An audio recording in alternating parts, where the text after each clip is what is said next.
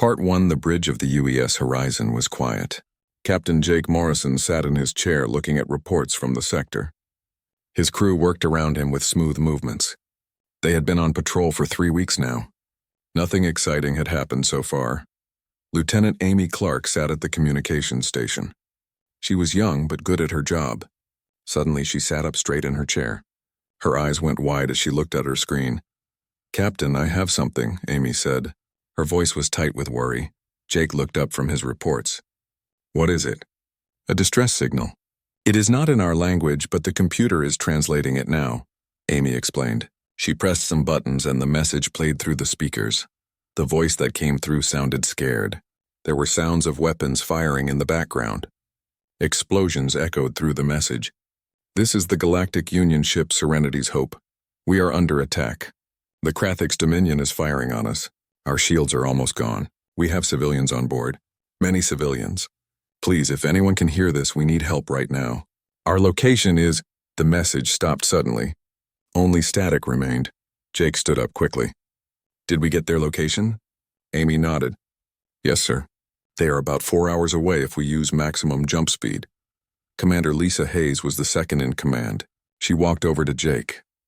"What do we know about this Galactic Union?" Jake pulled up information on the main screen. "We made first contact with them 6 months ago. They are peaceful. They explore space and share knowledge. They do not have strong weapons or many warships. And the Krathix?" Lisa asked. "They are dangerous," Jake said. His face was serious. "They are aggressive. They take what they want. They do not care about peace talks or treaties." Lisa crossed her arms. "And they are attacking a civilian ship." Jake felt anger rise in his chest. Humanity was new to the galaxy.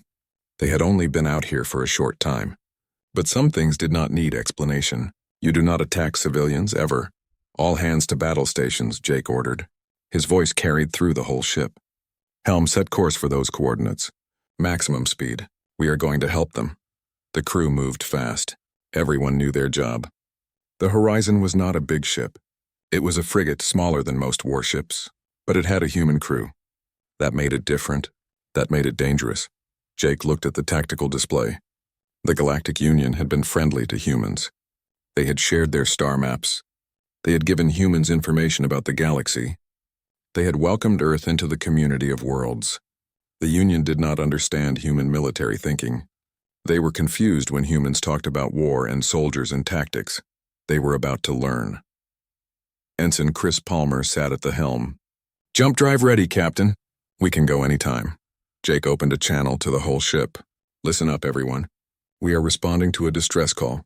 There is a Galactic Union ship under attack. They have civilians on board. We do not know what we will find when we get there. But we know what we have to do.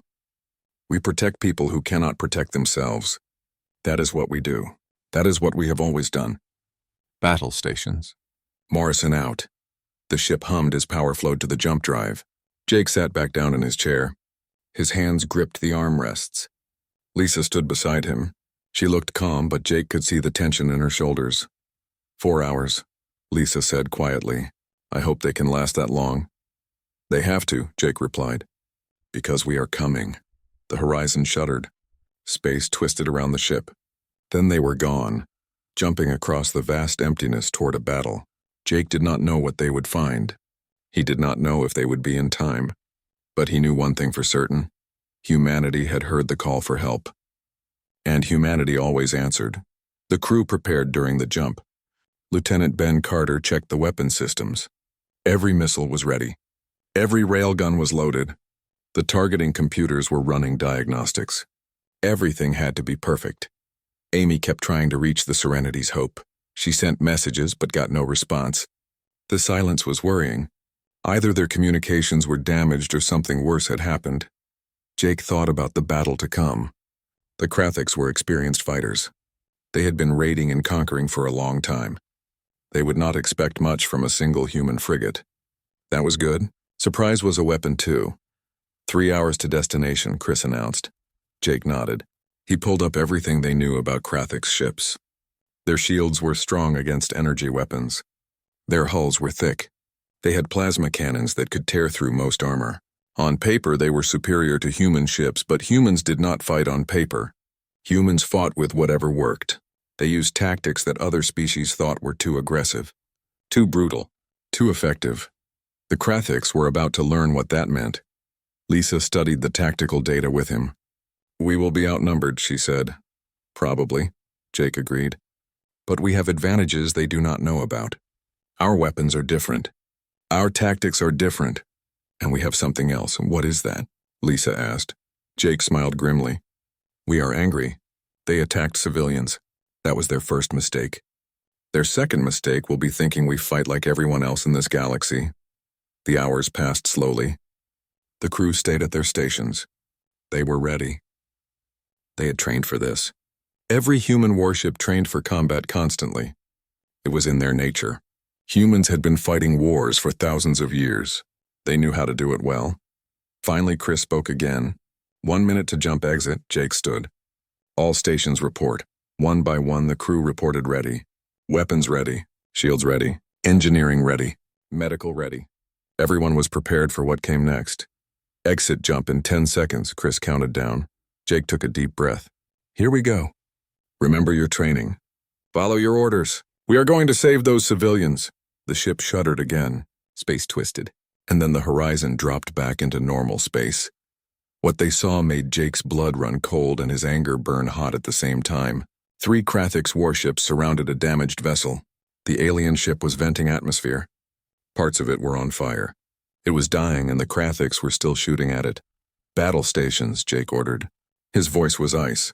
"Let's show them what happens when humans answer a distress call." Part 2. The horizon appeared in the middle of chaos. Alarms immediately started ringing on the bridge. The tactical screen lit up with targets everywhere. Jake saw 3 large Krathiks destroyers circling the damaged Union ship like predators around wounded prey. "Report," Jake commanded sharply. Lieutenant Ben Carter's fingers moved fast across his console. 3 Krathiks destroyers. Each one is about twice our size. The Union ship is the Serenity's hope. Their shields are almost gone. I am reading about 200 life signs on board. They are still alive, but not for long. Jake felt his jaw tighten. 200 people. 200 innocent civilians being hunted by these monsters. Not anymore. "Amy, hail the Krathik ships," Jake ordered. Amy worked her controls. A moment later, she nodded. "Channel open, sir. Krathik's vessels, this is Captain Jake Morrison of the US Horizon. You are attacking a civilian ship. Stop your attack immediately and withdraw from this area." There was a pause. Then a harsh clicking sound came through the speakers. It was laughter. The translator turned the alien words into English. "Little human ship, you are far from home. Leave now or we will destroy you along with these weak prey creatures." Jake looked at Lisa. She shook her head in disgust. These Krathiks did not understand. They thought humans were like the other species in the galaxy. Soft, peaceful, unwilling to fight for real. "Amy, send a message to the Serenity's Hope. Tell them to get behind us. Tell them to prepare for emergency evacuation if needed," Jake said. Then he turned to Ben. "Load all torpedo tubes. Target the nearest destroyer. Prepare railguns for firing." "Sir, they are opening fire on us," Ben announced. Bright streams of plasma shot across space.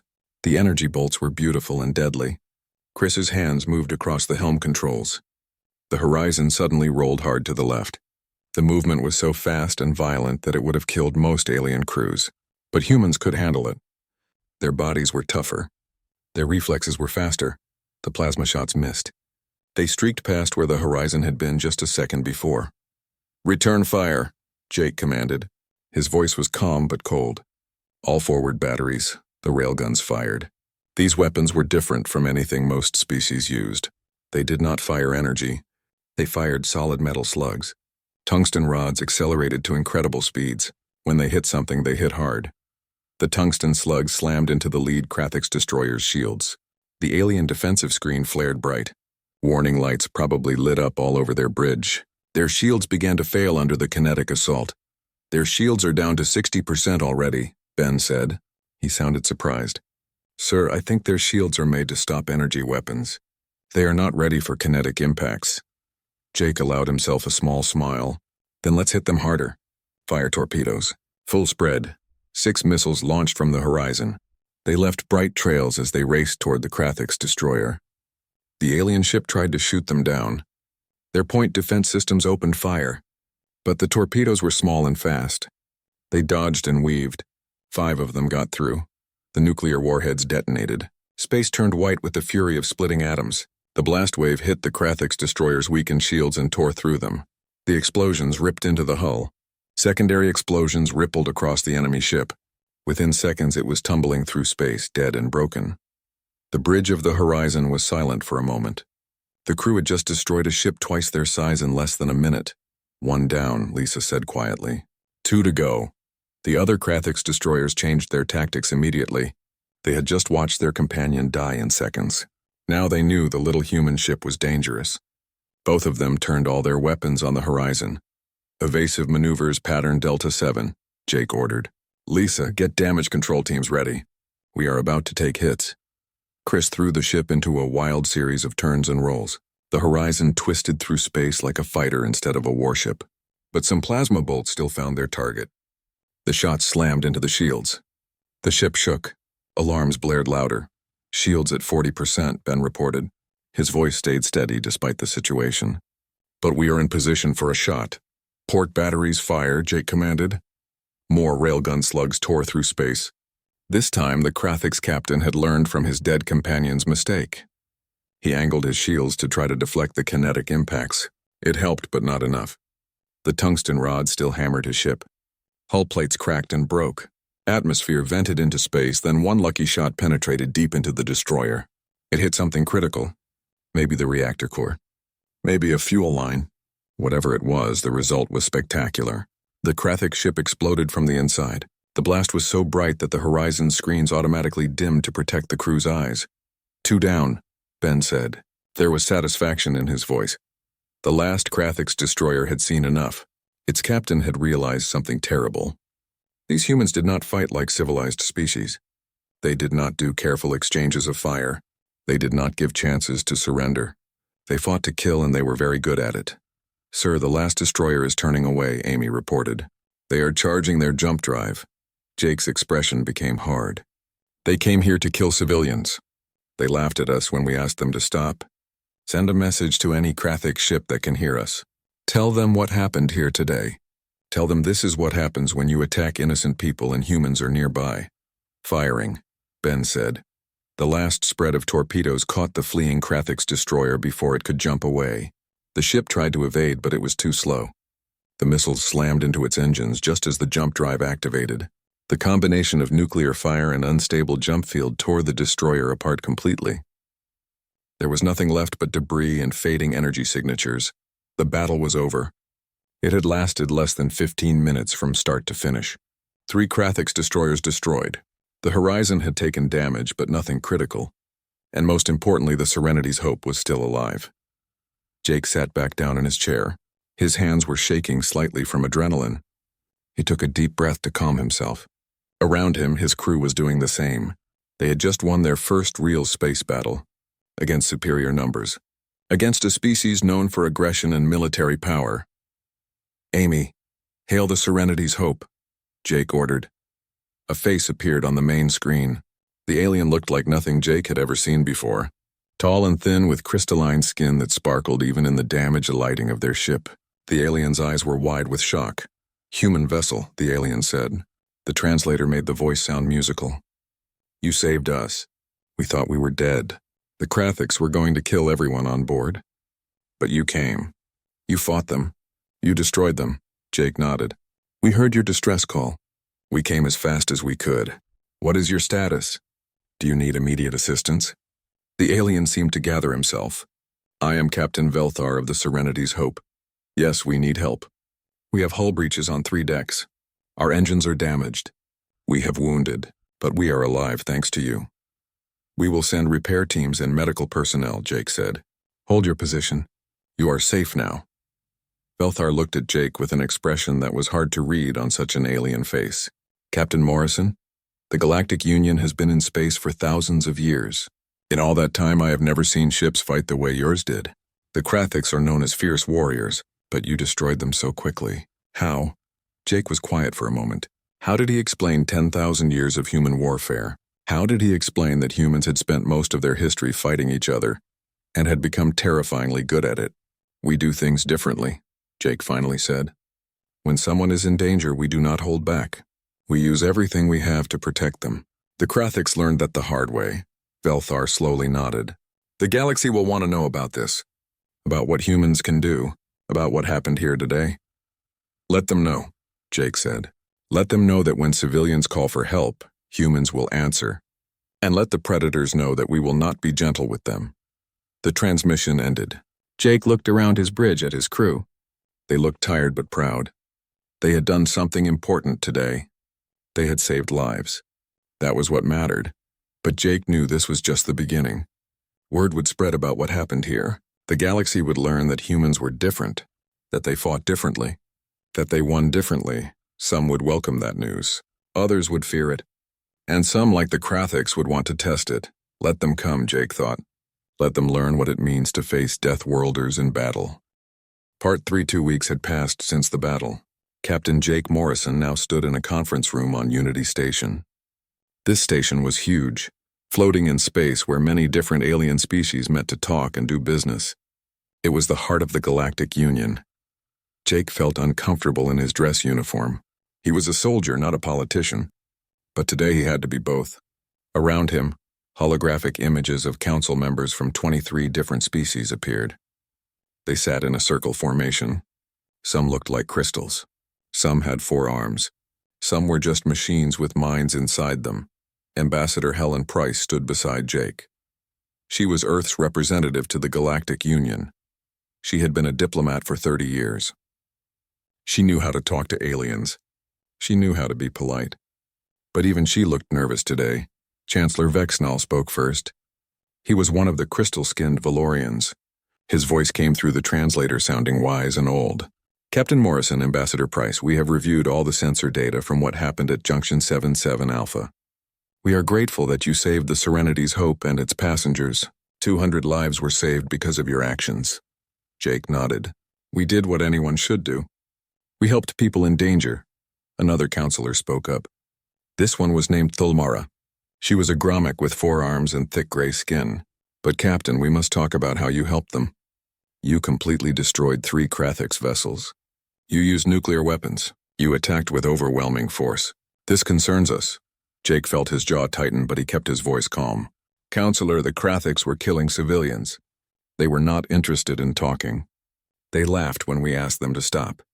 We did what was necessary to save those lives. Necessary, Thulmara repeated. Captain, do you understand that nuclear weapons have not been used in space combat in this region for over 6,000 years? We consider such weapons to be barbaric. They are too destructive, too dangerous. Lisa Hayes, who stood behind Jake, could not help herself. They saved 200 lives. How is that barbaric? Helen shot Lisa a warning look, but it was too late. The council chamber filled with alien voices all talking at once. Some sounded angry. Some sounded confused. Some sounded scared.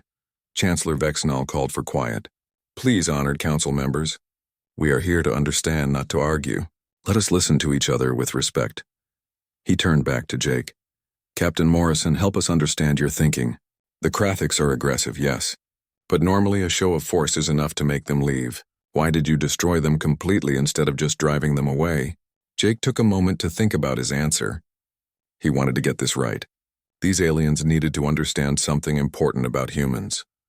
Chancellor, on Earth we learned some hard lessons over thousands of years of history. We learned that half measures do not work when you are facing an enemy who wants to hurt innocent people. The Krathiks were there to kill everyone on that ship. If we had just damaged them a little and let them leave, what would stop them from attacking another civilian ship tomorrow, or the next day? He paused and looked at each council member. We used overwhelming force for a reason. Not because we enjoy violence, but because we wanted to send a clear message. Attack civilians and you will pay a terrible price. Maybe now other Krathiks captains will think twice before hunting defenseless ships. Ambassador Zinn spoke next. He was one of the Whispers, a being of pure thought living in a mechanical body. Captain, you come from what we classify as a death world. Your planet Earth is more dangerous than most worlds that produce intelligent life. Perhaps this explains why your species is so comfortable with violence. You evolved in constant struggle. Maybe that is part of it, Jake admitted. But it is more than just evolution. It is about values. We value peace. We value life. But we are willing to fight to protect those values. We will not stand by and watch innocent people die when we have the power to save them. Helen stepped forward.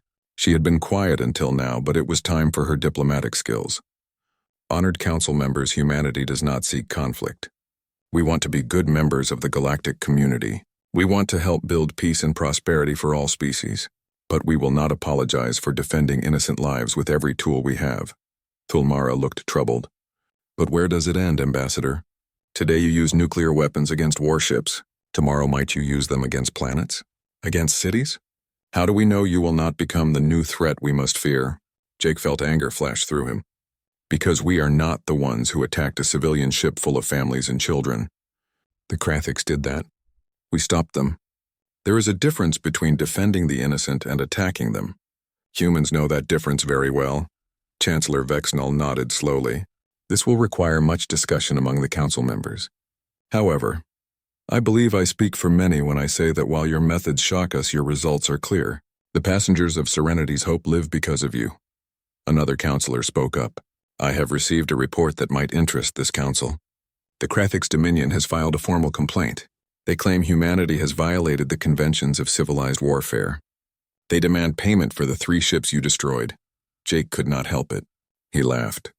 It was a short, harsh sound. Let me understand this correctly. They attack civilians. We stop them. And now they want us to pay them for it?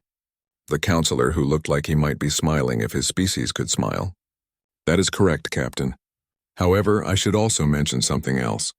There have been no further Krathiks attacks on civilian vessels in this sector since your engagement.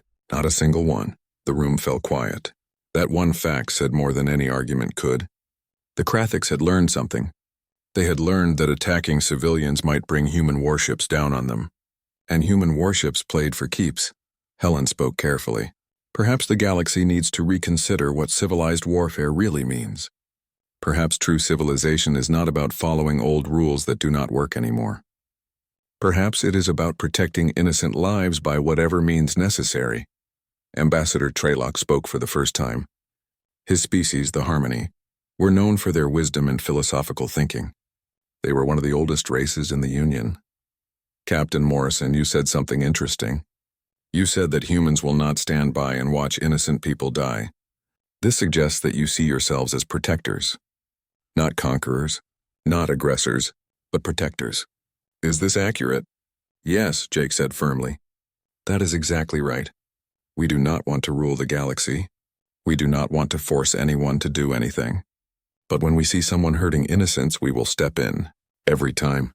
Without fail. Traylock's skin changed colors in a way that suggested deep thought. For 6,000 years, the Galactic Union has operated on certain principles. Proportional response. Careful escalation. Diplomatic solutions whenever possible.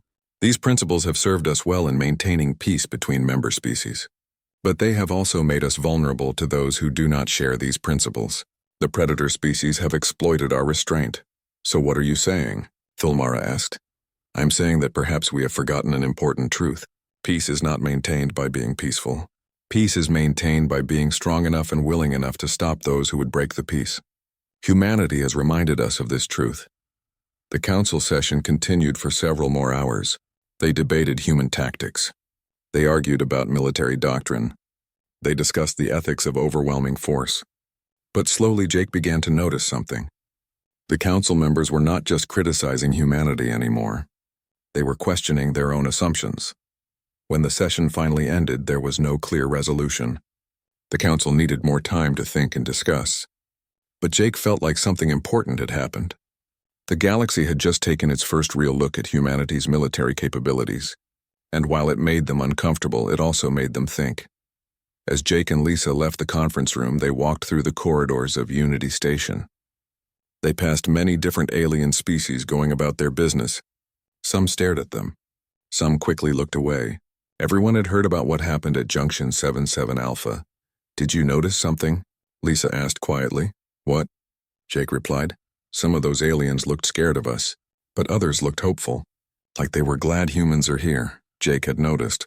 The peaceful species. The ones without strong militaries, they had a different look in their eyes. Not fear. Relief. For the first time in a long time, the prey species had protectors who were not afraid to really fight. The galaxy was changing, and humanity was right at the center of that change. Part 4. 3 months had passed since Jake Morrison answered the distress call. News of what humans could do in battle had spread across the galaxy. The Krathix Dominion had been quiet during that time. Too quiet. Admiral Kate Sullivan knew that silence meant something bad was coming. Kate stood on the bridge of the UES Defiance. This was the newest and largest human warship ever built. A dreadnought. Around her ship floated the rest of Earth's growing fleet. 8 frigates like the Horizon, 4 cruisers, 2 battleships, and her flagship. It was an impressive force for a species that had only been in space for a few years. But it was not enough. Sensor report, Kate ordered. She was a tall woman with gray hair and sharp eyes. She had served in Earth's Navy for 30 years. She had seen combat before first contact. Now she was about to see combat on a scale that would shock the galaxy. Commander Roy Fisher looked up from his tactical station. His face was grim. "Ma'am, we have confirmed the Krathix fleet composition. 47 warships, multiple battleship-class vessels, dozens of destroyers, at least 3 command carriers.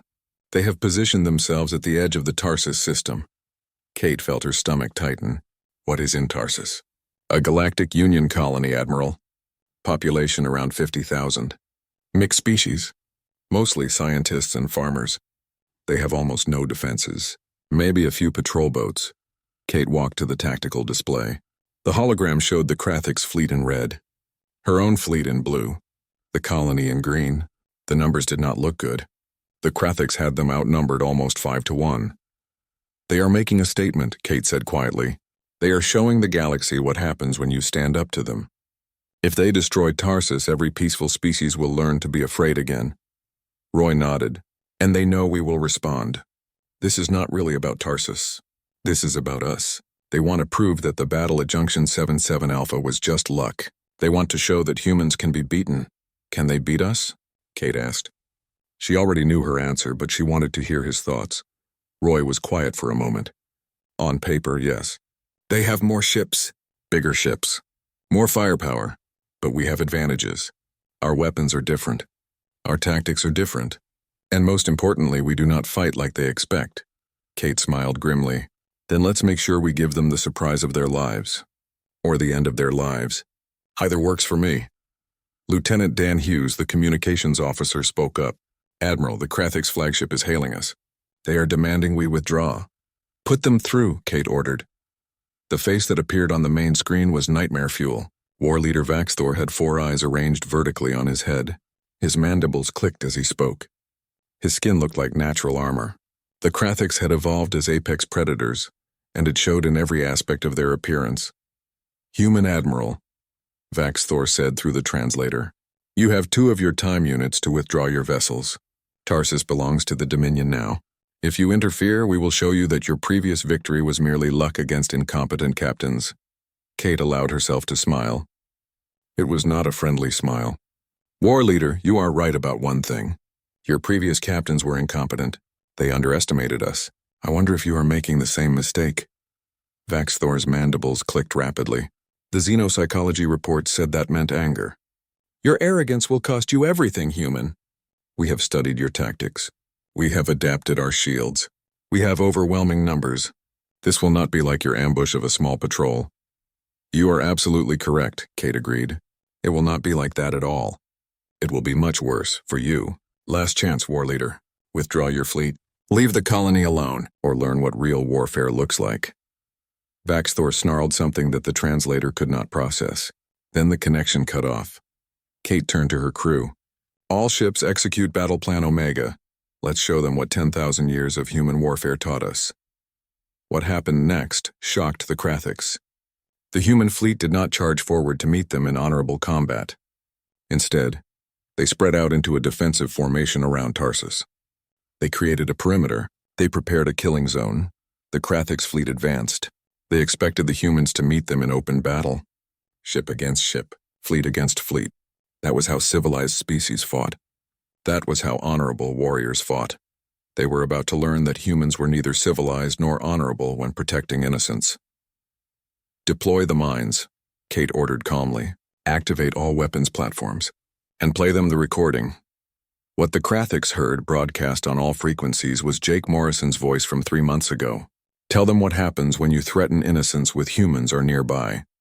The Krathiks fleet entered the perimeter. They did not find a fair fight. They found hell. Mines that had been deployed silently over the past hour suddenly activated. Nuclear detonations blossomed throughout the Krathiks formation like deadly flowers. The carefully organized fleet dissolved into chaos.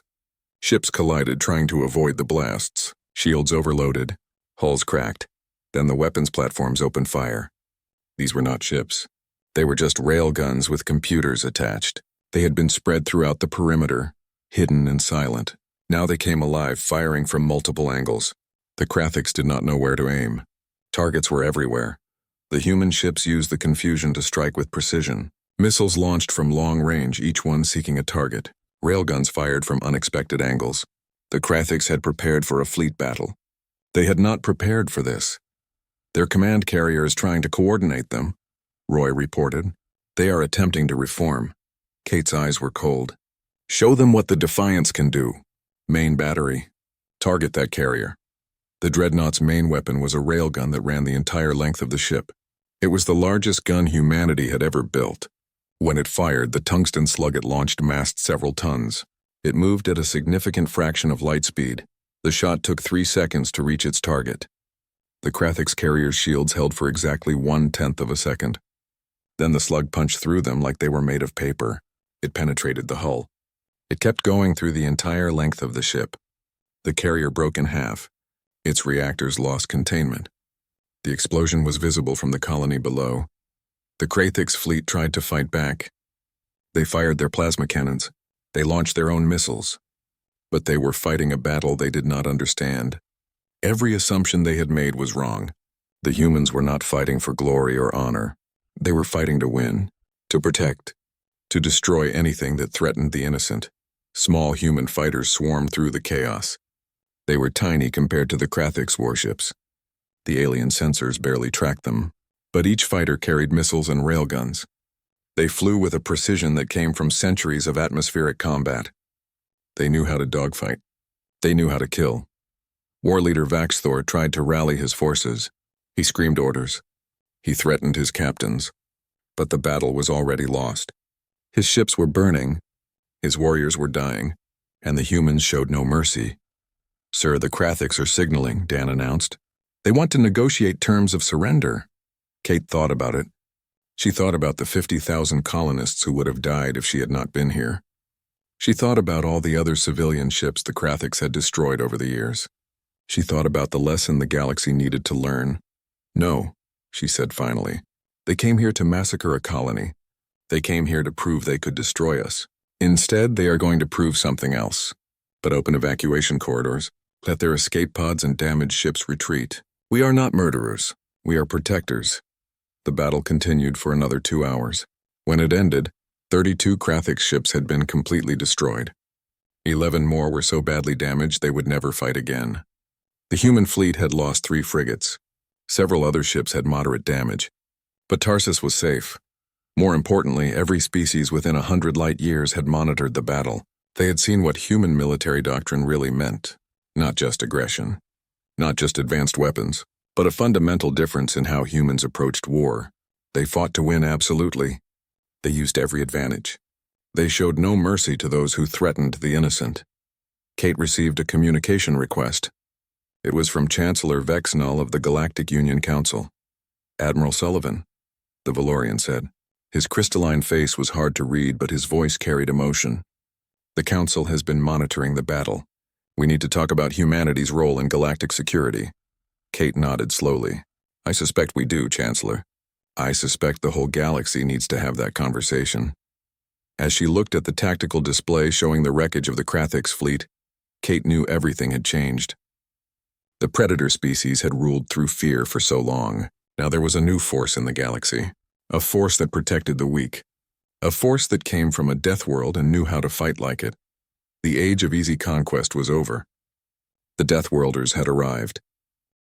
Part 5, 6 months after the Battle of Tarsus, the Galactic Union Council held a special meeting. This time it was not held at Unity Station.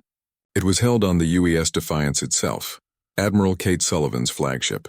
The symbolism was clear to everyone. Humanity was no longer just another member species. They were something more. Captain Jake Morrison stood in the conference room alongside Ambassador Helen Price. Admiral Sullivan sat at the head of the table. Around them, holographic representatives from dozens of species appeared. The circular chamber was full of alien forms, each one different from the next. Chancellor Vexnall spoke first. His crystalline skin caught the light as he gestured. Ambassador Price, Admiral Sullivan, Captain Morrison. The Council has spent these past months in deep discussion. What we have talked about is not easy. It challenges 6,000 years of our history and our beliefs about how civilized beings should behave. Thulmara, the Gromek counselor with 4 arms, continued. We built our civilization on certain ideas. We believed that intelligent species could move beyond violence. We created rules for war. We made treaties. We established ways to fight that would minimize death and give chances for peace. She paused, and her 4 hands moved in what might have been frustration. But in all that time, species like the Krathiks exploited these rules. They pushed boundaries. They attacked the weak because they knew we would respond with measured force. They killed civilians because our protocols gave them time to escape justice. Ambassador Zinn, the whisper in his mechanical body, spoke next. His artificial voice was thoughtful. Humanity has shown us the fundamental flaw in our approach. You demonstrated that sometimes the best way to stop violence is to respond with overwhelming force. The Krathiks have not attacked a single civilian target since Tarsus. Not one attack in 6 months. This is unprecedented. Jake felt Lisa shift beside him. This was not what they had expected. They had thought the Council would condemn human methods again. Instead, it sounded like something else entirely. Chancellor Vexnall continued. The Council has reached a decision. We are creating a new organization. We will call it the Defense Coordination Authority. Its purpose will be to protect Union members using effective methods, not just acceptable methods. And you want humanity to lead it, Helen said. She was beginning to understand. We want humanity to teach it, Vexnall corrected. Many species have warriors. The Valorians have defense forces. The Gromeks have security fleets. But none of us have what you have. You understand war in all its forms. Strategy, tactics, psychology, the weapons, the methods, everything. Admiral Sullivan leaned forward. Chancellor, let me be very clear about something. Are you asking us to militarize the Galactic Union? Because if you are, the answer is no. Humanity did not come to the stars to create an empire, or to turn peaceful species into soldiers. Thulmara shook her head. No, Admiral. We are not asking you to make us into conquerors. We are asking you to help us defend ourselves. There is a great difference between the two. A new voice entered the conversation. Ambassador Traylock of the Harmony spoke. His species was ancient and wise, known throughout the galaxy for their philosophical thinking. Captain Morrison, when you saved the Serenity's hope, you said something important. You said that humans value life and peace, but are willing to fight for those values. This idea has been discussed extensively among my people. What idea? Jake asked. That one must be capable of violence to truly protect peace. This is not a new concept, but we had forgotten it. Or perhaps we chose to ignore it because it was uncomfortable, but humanity has forced us to remember this truth. Traylock's skin shifted colors as he spoke. Peace is not simply the absence of fighting. Peace is what you have when you are strong enough and willing enough to stop those who would harm the innocent. For too long, we in the Union have confused weakness with virtue. Helen spoke carefully. If humanity agrees to help with this, there must be conditions. Clear conditions. We will not help create an aggressive military force. We will not train your people to be invaders. We would refuse such training, Traylock said firmly. What we want is simple. Teach us to be strong enough that predators think twice before attacking. Show us how to protect civilians effectively. Help us understand that compassion and capability are not enemies but partners. Over the next several hours, they discussed the details. Humanity would establish training programs for Union defense forces. They would share military technology but with safeguards. Human advisors would work with Union worlds to develop defense strategies that fit each species' capabilities and values. Most importantly, the Union agreed to change its rules of warfare. The old concept of proportional response was abandoned. The new rule was simple. Protect civilians first, destroy threats completely. Give no advantage to those who prey on the weak. As the meeting continued, Jake found himself talking with Ambassador Trylock during a break. The alien's translucent skin was showing deep blue colors that indicated thoughtfulness. "Captain Morrison, may I ask you a personal question?" Trylock asked. "Of course," Jake replied. "After the battles you have fought, after the decisions you have made to use lethal force, do you sleep well at night? Does it trouble you?" Jake was quiet for a long moment. It was a hard question, an important question. Some nights are harder than others. I think about the Krathik's crew members who died. They were following orders, serving their people just like I serve mine. But then I think about the 200 civilians on Serenity's Hope who are alive, the 50,000 colonists at Tarsus who were not killed, and I realize that being able to sleep at night is not the measure of whether I did the right thing. Treylock's skin color shifted to a lighter shade, almost white. "That is wisdom, Captain. True wisdom. My people have long believed that peace requires understanding, but we forgot that sometimes it also requires strength. The strength to protect. The strength to fight when necessary. The strength to carry the burden of hard decisions." 3 days later, the first group of Union defense trainees arrived on the Defiance. They were a mix of species. Valorians with their crystalline bodies, Gromex with their forearms, Whispers in their mechanical frames, species that Jake had never seen before. They all looked nervous as they stood in the main hangar bay. Jake had been assigned as the chief training officer. Lisa was there too, along with other veterans from the Horizon and the Battle of Tarsus. They stood before the alien trainees, these beings from peaceful worlds who had never truly known war. "Welcome to the Defense Coordination Authority training program," Jake began. His voice carried authority but also warmth. "Over the next 6 months, we are going to teach you everything we know about protecting those who cannot protect themselves.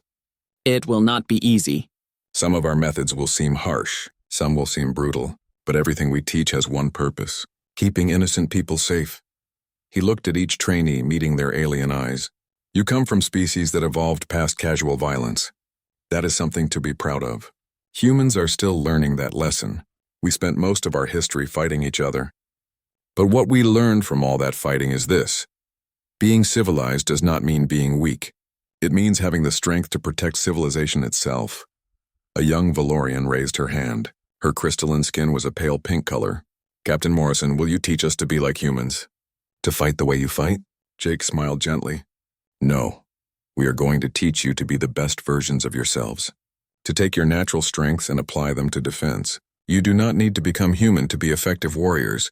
You just need to understand that protecting others sometimes requires force. Real force. Not symbolic gestures." Another trainee, a Gromex, spoke up. "But Captain, we are not predators. We did not evolve to hunt and kill. How can we be warriors?" "Because being a warrior is not about being a predator," Lisa answered. "It is about being a protector. Some of the best soldiers I ever knew came from peaceful backgrounds. They fought not because they enjoyed it, but because they cared about others. That care, that desire to protect, makes you stronger than any natural aggression." The training began. Jake and his team taught the aliens about tactics and strategy.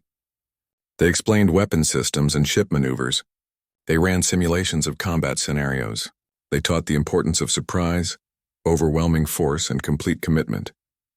But more than tactics and weapons, they taught philosophy. They taught that peace is not passive. They taught that protecting the innocent is the highest calling. They taught that sometimes the kindest thing you can do is be so strong that no one dares to hurt those under your protection. The trainees struggled at first. Their instincts were to be gentle, to show mercy, to give chances. Jake had to repeatedly remind them that mercy to the predator is cruelty to the prey. That hesitation in battle costs innocent lives. That half measures invite further aggression. But slowly the trainees began to understand. They began to see that what humans were teaching was not violence for its own sake. It was violence in service of peace, power in service of protection, strength in service of compassion. Weeks turned into months. The trainees improved. They learned to think like warriors while keeping the hearts of peacekeepers. They learned to be fierce in battle but never cruel. Part 6. 1 year after the first distress call changed everything, Captain Jake Morrison stood in the command center of Unity Station. Around him, displays showed defense fleets from dozens of species conducting joint training exercises. Valorian cruisers flew in formation with human frigates. Gromek battleships practiced coordinated fire with ships from 6 other species. The galaxy had changed in ways no one could have imagined just 12 months ago. Ambassador Helen Price walked up beside him. She looked tired but satisfied. Quite a difference from a year ago. Jake nodded. When we answered that first SOS, I never imagined it would lead to this. The entire Union restructuring their defense forces.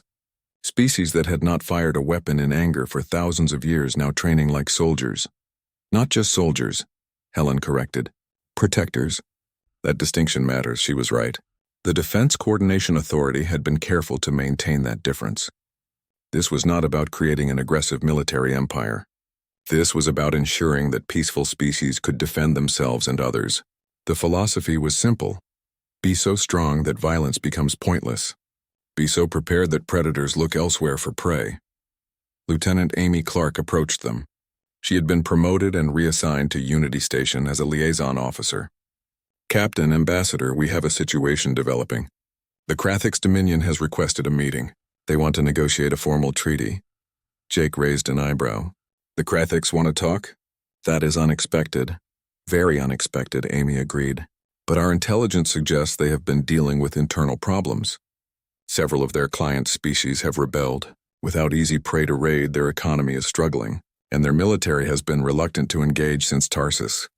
Helen looked thoughtful. Fear can be a powerful motivator. They learned that attacking civilians brings human warships. Now they are learning that their entire system of conquest and intimidation does not work anymore. 2 hours later, Jake and Helen sat across a table from 3 Krathix representatives. War leader Vaxthor was not among them. Intelligence reports said he had been demoted after the disaster at Tarsus. The new representatives looked less aggressive, more cautious. The lead Krathix negotiator called himself Diplomat Kraven. His mandibles clicked nervously as he spoke through the translator. Ambassador Price, Captain Morrison, the Krathix Dominion acknowledges that the balance of power in this region has shifted. We wish to discuss terms for peaceful coexistence. Peaceful coexistence, Helen repeated. That is interesting language coming from a species that has spent centuries raiding and conquering. Kraven's 4 eyes blinked in sequence. The Dominion has always operated under certain assumptions about the nature of power and strength. Recent events have challenged those assumptions. We have learned that there are consequences for our actions. Jake leaned forward. Let me be direct, Diplomat. The only reason you are here is because your species is afraid. Afraid of what will happen if you continue attacking civilian targets. Afraid of facing human military forces again. Fear brought you here, not wisdom or morality. The Krathix diplomat's mandibles clicked rapidly. Anger, Jake knew, but Kraven controlled himself. Perhaps you are correct, Captain. But does the reason matter if the result is peace? We are prepared to sign non-aggression pacts with Union members. We will establish clear boundaries. We will cease raids on civilian vessels. Helen studied the alien carefully. And what about the species you have already conquered? The worlds you control through intimidation? What happens to them? Kraven hesitated. That is internal Dominion business. No, Jake said flatly. It is not. Here is what is going to happen. You will release any species that wishes to leave your Dominion. You will pay reparations to the families of those killed in your raids, and you will submit to oversight to ensure compliance. Those terms are unacceptable, Kraven said, his translator barely containing his anger. Jake stood up. Then we have nothing more to discuss. The Union will continue to expand its defense forces. Human advisors will continue training warriors. And every time a Krathix ship threatens a civilian target, we will respond with overwhelming force. Eventually, you will have no military left. Helen also stood. Or you can accept that the galaxy has changed. The age of predation is over. You can adapt to this new reality or you can fight it. But you cannot win. Not anymore. The meeting ended without agreement. But 3 days later, the Krathix sent a new proposal. They agreed to most of the terms. The release of conquered species would be gradual, but it would happen. Reparations would be paid. Oversight would be allowed, though limited. It was not perfect, but it was progress. Real progress. Admiral Kate Sullivan arrived at Unity Station a week later for a command review. She met with Jake and Helen in a secure conference room. The Krathix are not the only ones changing, Kate said. We have reports from all over this sector. Aggressive species are pulling back. They are being more cautious. Some are even requesting to join the Defense Coordination Authority. Former predators wanting to join a defensive alliance? Helen asked. That is remarkable, Kate nodded. They see which way the wind is blowing. Being aggressive is no longer profitable. The easy targets are gone. But being part of a strong defensive network offers protection and stability. Some are genuinely changing their values. Others are just adapting to survive. Either way, it reduces conflict. Jake looked at the star map on the wall. Red markers showed the locations of human military bases and training facilities. Blue markers showed Union defense fleets. Green markers showed species that had completed the Defense Coordination Authority training program. The map was full of color now. We did this, he said quietly. One distress call. One battle. And now look at the galaxy. You did more than respond to a distress call, Helen said. You reminded the galaxy of something it had forgotten. That peace requires strength. That protecting the innocent sometimes requires violence. That being civilized means being capable, not passive. Lisa Hayes entered the room. She had been promoted to commander and was now running one of the main training facilities. Sorry to interrupt, but I thought you would want to know. The first graduating class from the Advanced Combat Program is ready. 20 species represented, all of them scoring above 90% on tactical simulations. How do they compare to human forces? Kate asked. Lisa smiled. Obviously not as experienced. But they understand the principles. They know when to use force and how much to use. They prioritize civilian protection above all else. And most importantly, they do not hesitate. When a threat emerges, they engage with full commitment. Then they are ready, Jake said.